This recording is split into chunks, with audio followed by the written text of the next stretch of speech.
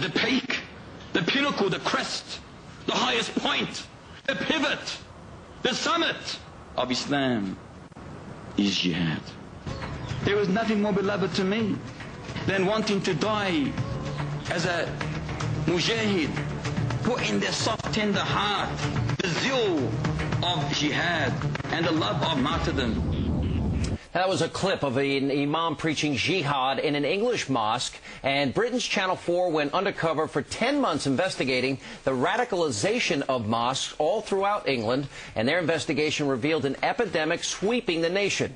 As investigators look for who could be responsible for today's attempted terror plot, many wonder if the members of these mosques, these radicals, could somehow be involved. We're joined by Brigitte Gabriel, author of Because They Hate. Brigitte, welcome back to the program.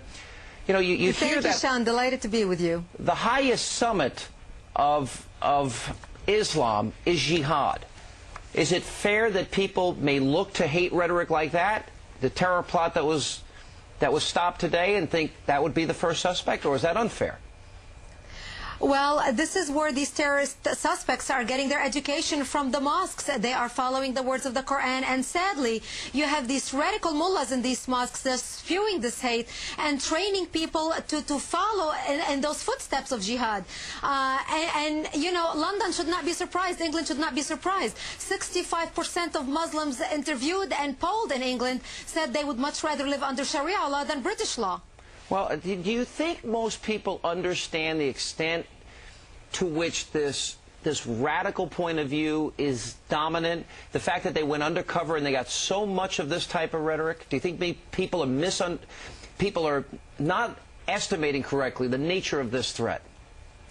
People are underestimating the nature of the threat because we in the West have no point of reference to this type of hatred, to this type of incitement. This is why we cannot believe that people, especially in a religion or in a holy place, can teach such hatred and teach killing. Because in all religions, Judaism, Christianity, Buddhism, we teach love and tolerance, and we do not teach killing.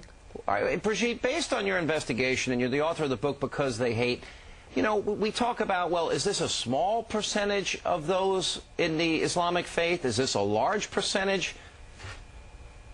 Sadly, it is becoming the large percentage. We are deluding ourselves in the West to think, oh, it's only a small minority. You know, when the British population was polled, when 65% of British Muslims say they identify with Islam first, instead of identifying with themselves as British citizens, that is something to worry about because that is a majority. Brigitte, it's Alan. Welcome back to our show. Hi, Alan. You might be right that radical Islamists are responsible for this, but we don't really know that yet. And isn't it a little bit soon? And don't we have not enough information to start pointing fingers at any particular group about an incident, a tragedy that we know very little about at this point? Well, we can be clearly pointing the finger, for example, at somebody called Barrett, who was arrested and convicted in Britain 1 year ago and actually wrote a 39-page document called the Rough Presentation for the Limo Gas. We're talking about what happened today. We don't know who did it yet. Well, we estimate in the intelligence community almost 99% that it is related to Al-Qaeda because Barrett, who was arrested, detailed in advance how he wants to use a gas explosive and put them in cars and park them underneath buildings to be detonated. We don't have any definite information or evidence about anybody who might be connected to this. I want to point out, because you spend a lot of time saying things about Muslims, and the Muslim Council of Britain, the largest organization representing Muslim groups in that country, is urging people to cooperate with the police to help find the perpetrators. I think it's important that we show that Islam isn't just about radical jihad, and that a very responsible large Muslim group in England is saying, cooperate, let's help find these people.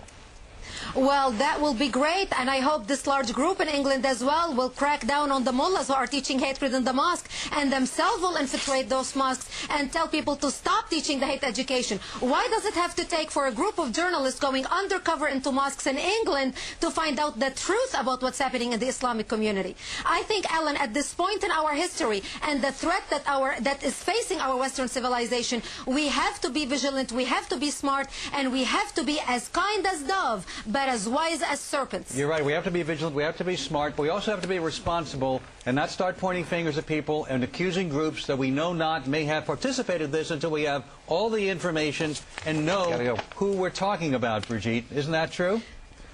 Quickly, it's true to certain extents, but we also know that British Muslims have already said they want to do these type of plots, and we're just looking back at history and following it. Brigitte, always good to see you. Thank you for being with us. And coming up